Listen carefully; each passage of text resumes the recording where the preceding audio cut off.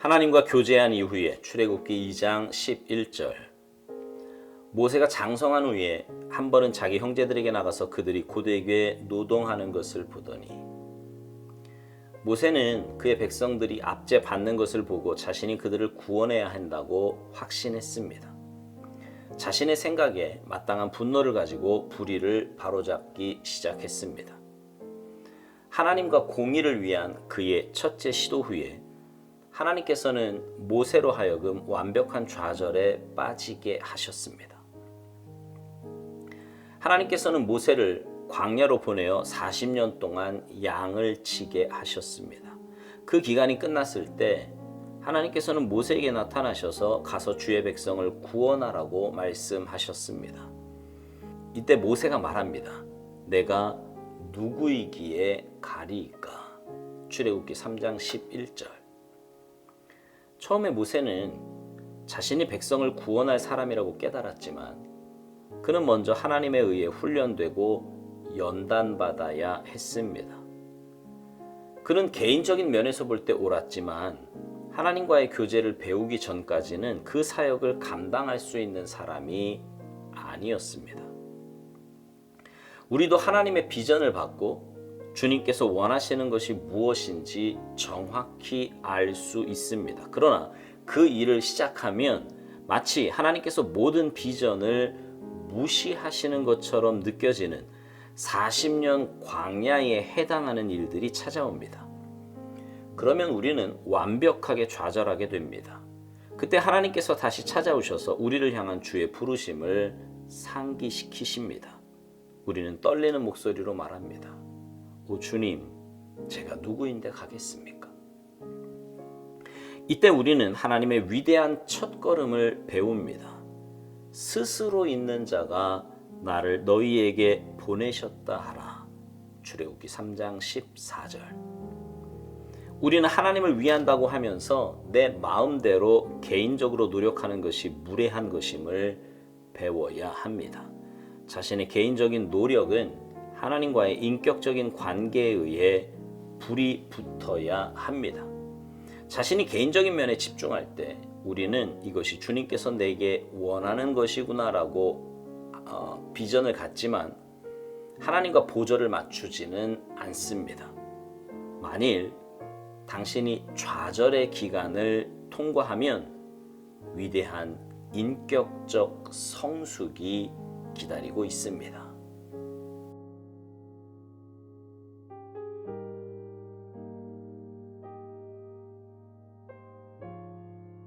우리는요, 주님의 일을 하며 사는 주의 백성들입니다. 주의 일을 한다는 것은 주님의 뜻이 무엇인가가 가장 중요하다는 의미이기도 합니다. 그런데 간혹 보면 자신의 뜻과 의지로 그리고 자기 열심으로 주님의 일을 하려고 하는 사람들이 있습니다. 그런 사람들이 하는 일을 보면 일이 잘 돼 가다가도요, 일이 잘 되어도 상처와 아픔이 있고 또 잘 안 돼도 문제가 많이 있는 것을 보게 됩니다. 그러나 느린 것 같고 잘 안 되는 것 같아도 하나님의 말씀에 귀를 기울이며 주님 뜻대로 순종하며 주님의 일을 하면 결국 하나님의 응답하심과 역사하심을 체험하게 되고 가장 선한 열매를 맺게 되는 것입니다. 오늘 본문에는요, 우리가 잘 아는 모세가 등장을 합니다. 여러분, 모세의 인생을 한번 생각해 보세요. 그는 나이 40이 될 때까지 당시 최고 강대국인 애굽의 왕자로 자랐습니다. 애굽의 왕자라고 하면요, 최고의 교육을 받고 최고의 무술을 익히며 최고의 환경에서 자랐음을 의미합니다. 우리가 생각하는 것보다 훨씬 더 좋은 조건과 환경에서 모세는 40년을 보냈다는 말입니다. 거기다가 어려서부터 어머니에게 신앙교육을 받아서 민족을 사랑하는 마음과 민족을 구원하고자 하는 마음이 남달랐어요. 그런 모세가 40년 만에 한 일이라고는 애굽 사람 하나 쳐서 죽인 일이었습니다. 자신이 백성을 구원해야 한다고 확신해서 벌인 일이었지요.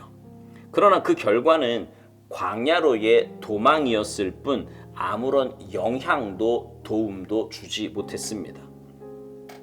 여러분, 왜 하나님은 그렇게 젊고 한창일 때의 모세를 사용하지 않으셨을까요? 왜 하나님은 오스왈드 목사님 표현대로 모세로 하여금 완벽한 좌절에 빠지게 하셨을까요? 그리고 그렇게 훈련받고 자란 40년의 시간만큼 또 40년을 광야에서 보내게 하셨을까요? 아마도 40년 동안 모세의 몸과 마음에 찌든 그 애굽의 때를 완전히 벗겨내시기에 동일한 시간을 사용하신 것이 아닌가 그런 생각이 들기도 합니다. 어쨌거나 그 광야에서 40년이 지난 후에 하나님은 모세를 부르셔서 이스라엘 백성들을 구원하기 위해 보내십니다. 오스왈드 목사님은요, 이 부분에 대해 이런 설명을 합니다. 처음에 모세는 자신이 백성을 구원할 사람이라고 깨달았지만 그는 먼저 하나님에 의해 훈련되고 연단받아야 했다는 것입니다. 그는 개인적인 면에서 볼 때 옳았지만 하나님과의 교제를 배우기 전까지는 그 사역을 감당할 수 있는 사람이 아니었다고요. 그러니까 하나님께서 모세를 사용하시기 위해 먼저 교제를 배우게 하셨다는 말입니다. 하나님과 교제하지 않고 행하는 모든 일들은 결국 하나님의 뜻과 상관없이 되어버릴 수 있고, 그러면 그 일이 결국은 자신을 망치는 일이 될 수 있기 때문입니다.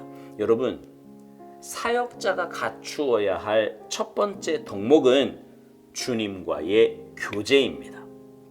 묵상을 시작하면서 말씀드린 것처럼 하나님의 일을 하는 사람에게 가장 중요한 것은 하나님의 뜻이고 하나님의 말씀이에요.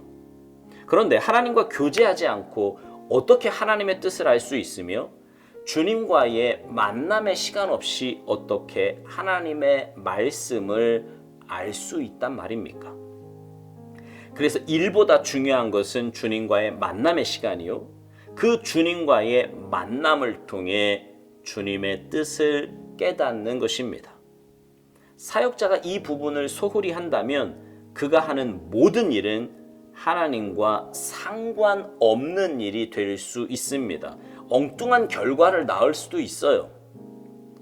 오스왈드 목사님이 이런 말을 합니다. 우리는 하나님을 위한다고 하면서 내 마음대로 개인적으로 노력하는 것이 무례한 것임을 배워야 한다고요. 그러면서 자신의 개인적인 노력은 하나님과의 인격적인 관계에 의해 불이 붙어야 한다는 것입니다. 하나님의 일을 한다는 사람이 자기 마음대로 하는 것, 이거 무례한 일이라는 거예요. 하나님을 무시하는 것이라 말입니다.